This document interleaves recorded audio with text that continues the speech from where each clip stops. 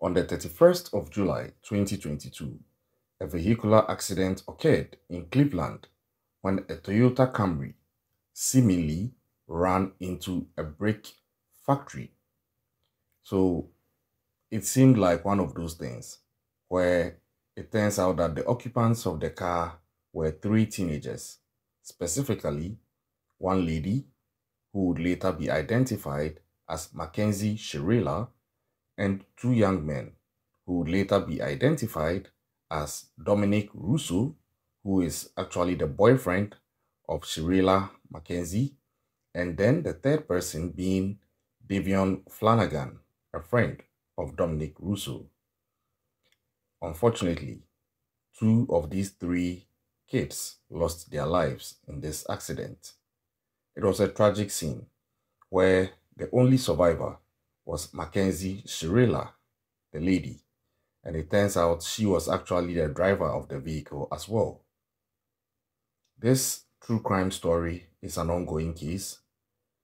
It ended up in court actually, and we are going to get into the details of how this seeming vehicular accident transitioned from being just that to now resulting in a situation where the only survivor, Mackenzie Shirilla, who now is just 19 years old, has been convicted of murder and sentenced to 2 counts of life imprisonment with the possibility of parole happening only after she has served 15 years.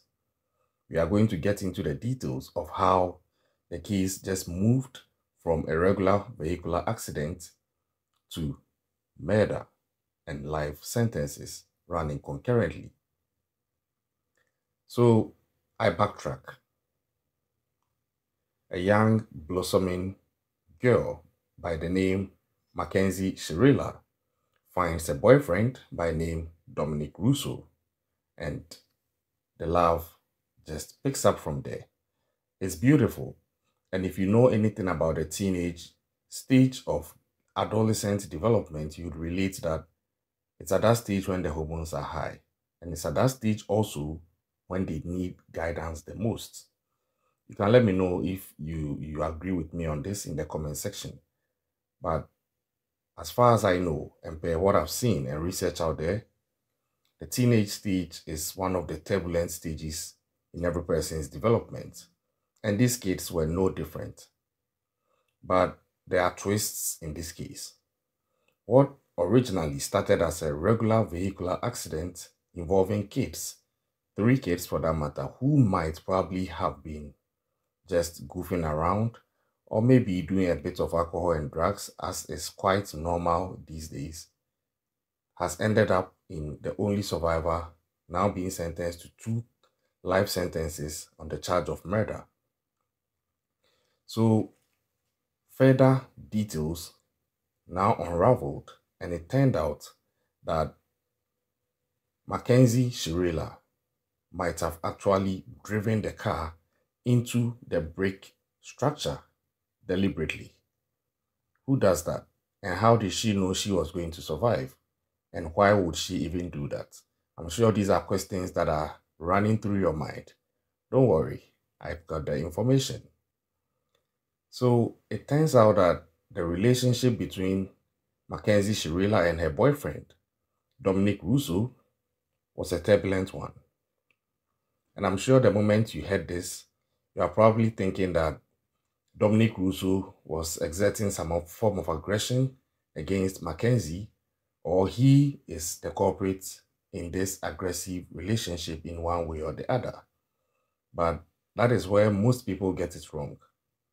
It's not always the guy who is guilty of being the negative party in a relationship that is going bad. Sometimes it can be the lady, and in this case, per the evidence out there, Mackenzie Shirilla was the aggressor, such that Mackenzie Shirilla had threatened Dominic several times, including threats that she would actually drive her car with him in it into a building. This is one of the key reasons why the case transitioned from a seemingly regular vehicular accident scenario to a murder charge. After the accident, when it turned out that two of the passengers had died, specifically Dominic Russo, the boyfriend, and his friend, Davion Flanagan, who was in the back seat, Mackenzie, the driver and the sole survivor, took to social media eulogizing her boyfriend. So it fits the profile of the grieving girlfriend. And for me, I always say that people in most cases are not what they seem. Some people have perfected the art of pretending to be something they are not, especially if it means that they have to do so to cover up a crime and divert attention from themselves or suspicion from themselves. And per the evidence out there, it seems that is exactly what Mackenzie Shirilla was doing, eulogizing her boyfriend, talking about how she misses him and the fact that she wished he could just walk through the door with his smile and all. It sounds sweet, but if you followed cases involving aggressors and murder and people who scheme and manipulate, you realize that sometimes the people who actually cry most at funerals are actually the culprits. And they do this to divert attention from themselves. And this is exactly what Mackenzie Shirilla was doing on social media. If you go on Mackenzie Shirilla's TikTok, you see past videos of herself talking about the fact that she does drugs and all, and she hasn't suffered the consequences of doing drugs. These are not to judge her, but these are possible signs that this lady was gradually getting over the edge. There are others who also indicate that she was just being a teenager, but I think that it goes beyond that because prosecution were able to establish these facts and the fact that Mackenzie had threatened her boyfriend severally, sometimes even getting aggressive with him physically and threatening to damage his car, amongst a lot of other things. So you would clearly see that Mackenzie was the aggressor. And it looks like this could be a possible case of toxic femininity. If you've studied the trend of cases that have been coming up recently, and my channel will depict some, you will see that femicide is on the rise. I'm actually running a campaign against femicide on my channel, where you can support us by just going to the comment section and typing "please stop the femicide" or hashtag "say no to femicide," and then just forwarding our videos to other people to promote the campaign.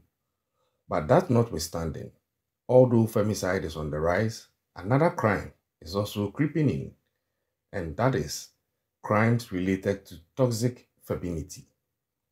Toxic femininity here could be manifested in several forms, and I think that this case of Mackenzie Shirilla is one of such, if the evidence sticks. Because who does that? Society would usually expect that the man would be the aggressor, but it's gradually getting to a point where some men are finding their level of control to the point that they don't get aggressive, or they would just speak their piece and keep their cool. But instead, you now have some women or some ladies choosing to get physically aggressive with men. And most often, if the guy should retaliate, the lady would come out and scream that she has been abused by the man. And in most cases, it seems society just believes her and doubts if the man says he was even defending himself. Even in some jurisdictions, if a man goes to report that a female has assaulted him, sometimes even the security agencies he may be reporting to will just laugh at him. It happens. I don't know which part of the world you are watching this from, but some countries here in Africa, it happens. So toxic femininity is gradually creeping in, and it looks like there are semblances of it, in this case, manifesting from Mackenzie Shirilla. Now, I digress. So, as she was recovering from the hospital, it is reported that doctors saw that no, she wasn't demonstrating signs and signals of somebody who didn't know what happened. because when the accident occurred, Mackenzie Shirilla survived. She was carried from the accident scene in a helicopter to a hospital, but then her boyfriend, Dominic Russo, and his friend, Davion Flanagan, died on the spot at the accident scene. And it's so unfortunate because Davion Flanagan was just along for the ride. Imagine that. So he had nothing to do with the schemes or the alleged schemes of Mackenzie Shirilla against her boyfriend. He was just there for the ride. Imagine that. Now put yourself in his shoes. Imagine what danger you could end up in by just deciding to join your friends in their car and alight at wherever your stop is.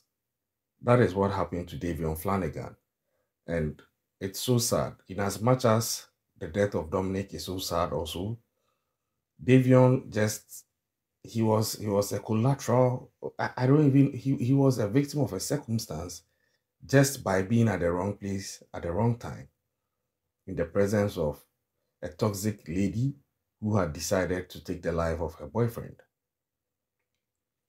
Now, she was airlifted to the hospital, and when she woke up, doctors noticed that the guilt she was portraying and the attitude she was showing seemed more like somebody who would have something to do with the accident. And when investigations proceeded, it was soon established that there were several instances that Mackenzie Shirilla had actually threatened her boyfriend that she was going to run her car with him in it into a wall. As it stands now, Mackenzie Shirilla is serving 2 life sentences which are running concurrently after she was found guilty in a bench trial on 12 counts. And these 12 counts consist of 4 murders, 4 of felonious assault, 2 of aggravated vehicular homicide, and 1 drug possession, and 1 of possessing criminal tools. And if you watch the court footage, you'll see she broke down in tears. But I think that it could also even be crocodile tears if she's everything she's being portrayed to be. Because when you are dealing with people like that, they can manipulate you with their emotions, especially if it's a narcissistic lady. She can manipulate you with her tears, and you would think that she's showing some genuine remorse because she knows that she can weaponize the tears to her favor. And I think that is cold. So I didn't believe that she was genuinely crying, honestly. But that didn't also influence her sentence in any way. And the judge was swift, precise, and very straightforward with the sentencing. And it seems the families of the victims appreciated it. However, the family of Mackenzie Shirilla were of a different view. Her mom was indicating that Mackenzie Shirilla actually has a medical condition called POTS, and this medical condition could actually have led her to accelerate the vehicle into the wall, because sometimes when it comes up, one of the symptoms is that she loses control and loses focus. But this was not really accepted by the prosecution and the judge, although her family are hoping that her lawyer would appeal on this medical basis. Now, according to the judge, Mackenzie is a terror on wheels. She is the representation of hell on wheels, given the fact that she was able to accelerate from 0 to 100 miles per hour in her Toyota Camry within seconds, less than 10 seconds, and ram the vehicle into the wall. And if you look at how she did it, it seemed it was very calculated, and she decided to ram which parts would affect Dominic, her boyfriend, not even thinking of what would happen to the third person in the vehicle, Davion. And some way, somehow, she survived, and when she was found and being cut out of the vehicle, her slipper was still on the accelerator, and she had passed out. This is actually a tricky case, Because on one hand, her defense attorneys were actually trying to push the narrative that it's just a regular accident. It can't be concluded straight away that it was murder because she has issued those threats before. But then looking at the timing and looking at how she went about it vis-a-vis other circumstances with regards to the threats and how specific the threats were and how consistent the accident is with the threats which had been given specifically and repeatedly by Mackenzie Shirilla, the prosecution were able to convince the judge. I don't know if the appeal will be done, and I don't know if the appeal will be successful. But at the time the accident happened, Mackenzie Shirilla was just 17 years old. Now she's 19. And so she was convicted as an adult and has been sentenced to 2 life sentences to run concurrently. What do you think about this case? Do you think this is as a result of toxic femininity? I think so. That is, if she's actually guilty of what she's been sentenced for. I think that if it's all it is, then she has tendencies of toxic femininity. And I think it's also important that we pay attention to this. And I tip my hats off to the judge because examples need to be made. And the sentence, I think, fits the crime if she's actually guilty of what they are saying she is of. Let me know your comments in the comment section.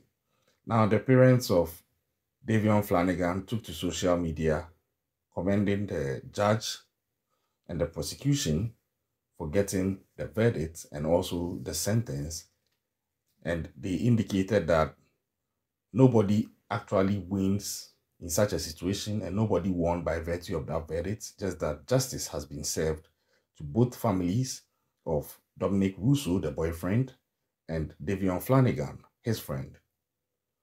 Now, doing the maths, if Mackenzie Shirilla is unsuccessful in her appeal, if they will even appeal at all, means that she's going to serve these 2 life sentences running concurrently, and she would only have the chance to apply for parole after 15 years, by which time she would be getting close to being about 34 years old or maybe 35 years old. She would still have the rest of her life ahead of her, but how would it affect her going forward? I think that sometimes teenagers, as wild as they are in their developmental stage at that stage, make wrong decisions, and it's also important that families are there to guide them. I'm not blaming the families of Mackenzie Shirilla or the victims. I'm just saying that my channel is not just to talk about crimes, it's also to educate. And if you're a parent watching this, or even a sibling watching this, and if you have some teenagers in your family or kids or relatives who are getting close to the teenage stage, I think that it's important that a concerted effort is put in place to support and guide these teenagers through that turbulent phase of their adolescent development. Like and share this video to help push our campaign against femicide. And also let me know what you think about this whole case in the comment section. What do you think about Mackenzie Shirilla and what she's accused of having done? What do you think about Dominic Russo? And what do you think about what happened to Davion Flanagan, the guy who was at the wrong place at the wrong time and caught between a love beef? Like I've always been saying, subscribe to the channel, keep an eye out, and stay safe out there. We'll catch you next time.